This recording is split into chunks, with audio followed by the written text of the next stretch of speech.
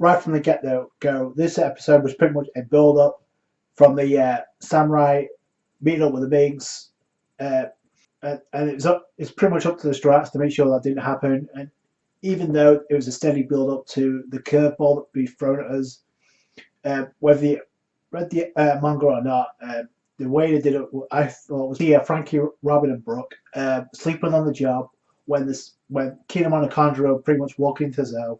Uh, you have the little monkey Barati about is ringing the bell, alerting all the Minks to be on standby because the samurai have arrived. Hell's about to break loose. You see all the Minks gearing up, ready to move out. You see Neko Bushi bliss around the forest like a badass. Wounds or not, he's going in hardcore. And see every one of the prime time players of the Minks coming out. They are gearing up, but then you see Nami trying to wake up Luffy. And I'm sorry, this is probably one of the cutest and funniest scenes of the entire episode. Is Nami trying to wake up Luffy, who's half asleep after partying all night. And even when he's running, he's still half asleep, and he's screaming, "Why am I running this early?" So I thought that was funny as hell. Even with emotional episodes like this, you can still keep the comedy of One Piece. But that being said, we also see Frankie waking up Robin. Fuck that shit! I fucking hate that. But and waking up Brooke as well. And they actually noticed the picture drawings first. Obviously, Robin notices Ryunosuke, the picture dragon, and then they noticed the tiger, the picture tiger that Kinemon and Conjuro used to climb up on Zoe. So they know that the samurai are here. They know they're fucked up. They've got to chase them down, and that's pretty much what the Straw Hats do in this episode. We actually see Kinemon and Conjuro reunite with Momonosuke, who snuck out after hiding for so long because the Minks knew that they were along the side of the Straw Hats that could have caused a whole world of problems. But that being said, we do see Pedro on the lookout, looking for the samurai. What he sees is Inuyarashi. Now, I find this kind of interesting for a reason. It was never elaborated if the Minks have some type of hockey or observation hockey for that matter. I'm assuming they do, but it hasn't been clarified yet. But this is one thing I've got a question because Inuyarashi rode past Nekomachi with his back turned, but it's like if Nekomachi had observation hockey, you would think you'd be able to detect him unless because Pedro went undetected by Luffy a couple of episodes ago, so I'm wondering if that's the same situation.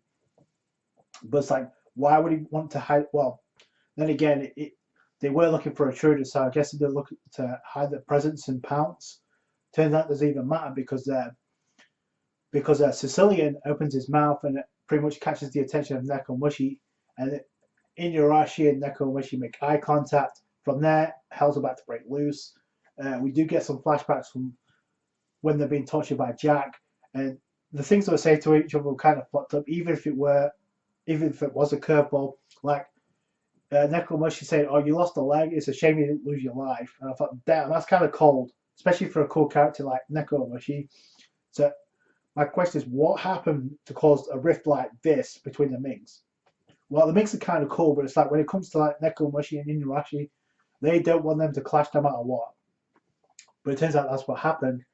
An electrical clash, and I still think that's some type of hockey. We've seen Carrot use it. We saw those other Minks use it against Luffy. So yeah, I'm assuming it's some type of armament hockey, or at least some type of hockey. Because it also caused a shockwave that sent most of the Minks flying. And then you see the samurai show up, and right as Kinemon's about to open his mouth, then you see the Straw Hats about to pounce. That was hilarious. Pounce all over the samurai, looking to prevent them from causing any more trouble. But then it turns out it doesn't even matter because Kinemon opens his mouth, says, "We are the samurai from Wano, from the Kazuki clan. We are in search for samurai named Raizo / ninja." All you see is the Minks, and you see Usopp's like, "Oh my god, this idiot." But then you see the Minks march up towards the samurai like a couple like badasses. I was like, "Oh shit!" They stepped in it big time. And then you see Nami talk. Oh, well, she doesn't have to say much, but she says, Luffy's like, "Yeah, I know." and Luffy's about to take care of the situation, looking to back up the samurai. So did Zoro, Frankie, and Brook.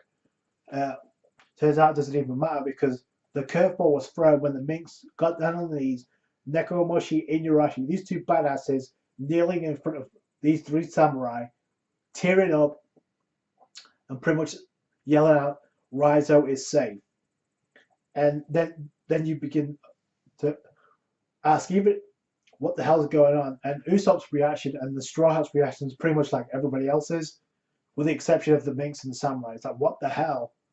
And I'm sorry, the Straw Hat's reaction was unreal. When have you seen the Straw Hats look like that? Look surprised ever? So, yeah. And then you see Usopp. He's getting pissed off because he's laying down the situation. So you knew Raizo was here all along, and you didn't say anything. You could have died, and that gives the flashbacks of Jack torturing the Minks even more weight because now you realize, oh shit, what the Minks went through to make sure the Minks, I should say the whereabouts of Raizo was not given up to Jack under any circumstance. And the respect level for the Minks went up a notch in this episode. And that being said, it begs the question: how important is Raizo to Kaido? Because, well, first off, Kaido was absolutely right. Jax was sent to get Raizo. He knew Raizo was there all along, even though the Minks did a really good job of trying to convince him otherwise. But Kaido was on the money, and it goes back to what we learned about Big Mom and the intel of Yonko. They have to know everything there is to know about the New World. So if Kaido sends Jack to get to catch a Raizo, you can be damn sure there's a ninja / samurai. Yeah, you can be damn sure they're going to find a ninja named Raizo on Zou. The question is, where is he? Because if he's on Zou, safe, I kind of get the feeling he's been locked up somewhere, but we'll have to wait and see for that. And speaking of which, in the preview we got some shots of a shinobi. That's a comedy gag for the introduction of Raizo. That being said, and I love how Usopp's the one who cries that you could have died. He gave that scene to Usopp for a specific reason in the manga when it came to Oda. Because I get the feeling there's going to be some type of foreshadowing in the future for Usopp, where Usopp's going to have to lie his ass off. He's going to lie so hard for the sake of the Straw Hats that he ends up probably costing him his life. Maybe. But there was something to it. And then Nekomamushi pats him on the head, said, "It does. No matter what, we would never run out and knock him at a comrade." And then you see Luffy's face light up because he's so thrilled to hear that, because Luffy appreciates that more than anybody. So yeah. But in terms of like an emotional episode, this was a 10 out of 10. Easy episode. But yeah, what do you guys think? If you're anime only and you watch this first time, what do you think about this? Because now the samurai have got some explaining to do, the members of the Kuzuki clan. And if you notice the preview, Kinemon's showing off a crest on his back. So there's some meaning to that as well.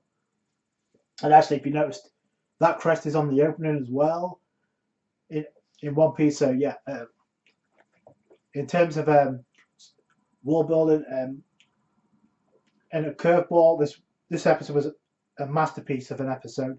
But that's it from me. Thank you guys so much for watching. Like this video if you did. I appreciate that. Subscribe to the channel if you haven't. Comment, rate, subscribe with your thoughts. Catch you guys later. Bye.